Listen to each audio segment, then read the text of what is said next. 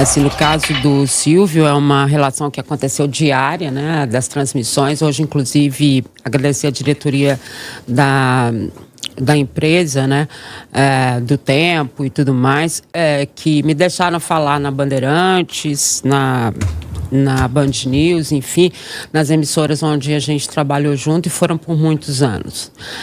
E aí, durante a conversa, enfim, eu acabei descobrindo que eu fui a repórter mulher que mais trabalhou com o Silvio Luiz, o que para mim foi uma honra enorme, né? Além de ter feito com ele um jogo histórico, a Bandeirantes, na verdade, tinha tudo na época, né? Todos os campeonatos, tudo que se imaginar, e a gente fez o primeiro jogo com 2 mulheres como repórteres no comando do Silvio Luiz. Então, assim, tudo que a gente aprendeu, né, e que ele deixou, e eu fiquei pensando muito nisso hoje de manhã, né? O Silvio Luiz não é porque ele morreu que todo mundo vira anjo, né, Lélio? Mas ele não era fácil de trabalhar, quem trabalhou sabe disso, né? As minhas pernas tremiam mesmo. Não eram situações fáceis, mas a gente viveu momentos incríveis, eu posso dizer hoje, olhando para trás, né? De um carinho absoluto, ele não mostrava muito essa sensibilidade no ar, né? Mas ele tinha um carinho absoluto. A gente teve desde quantos quilômetros tem a Ponte Rio-Niterói, Edmara? Até você faz comida, Edmara? Sua carne assada é de que jeito, né? Até aquela última frase dele depois do gol que matava qualquer repórter, né? O que só você viu? Aí, meu filho, era Deus nos acuda mesmo. Porque ele tinha, né, aquela história de... Ele sabia que a televisão, a gente estava com 6 câmeras. O que via, todo mundo já tinha visto. Então, tinha que ser uma coisa que ninguém nunca viu. Isso fazia com que o repórter fosse sempre muito mais atento às coisas que o rodeavam.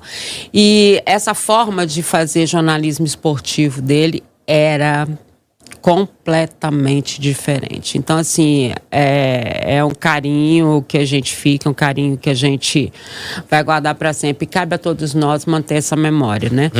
No caso do Antero, lógico, eu fui fã dele desde, né, no início, campeonato italiano, aquela coisa, só que eu era muito nova, nem estava na Bandeirantes e tudo mais. A gente se aproximou muito depois que eu fui assessora do Cruzeiro, nos anos 2000, obviamente, né? Aí as apurações, os encontros e tudo mais, a gente se tornou amigo.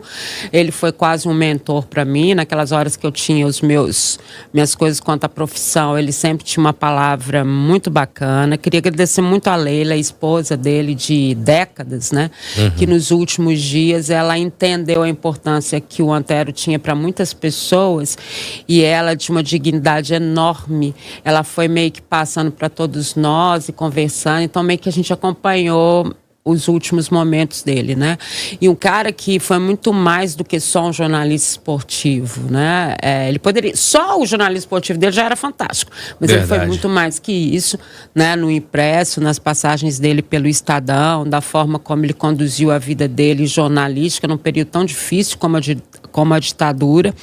Então, são duas, sem dúvida nenhuma, perdas interessantes no mesmo dia, né?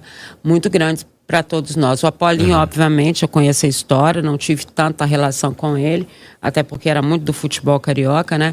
Mas um cara que marcou muito quando assume uma presidência de clube do tamanho do Flamengo e tudo mais. A gente fica muito pobre hoje. É isso que mais dói, né?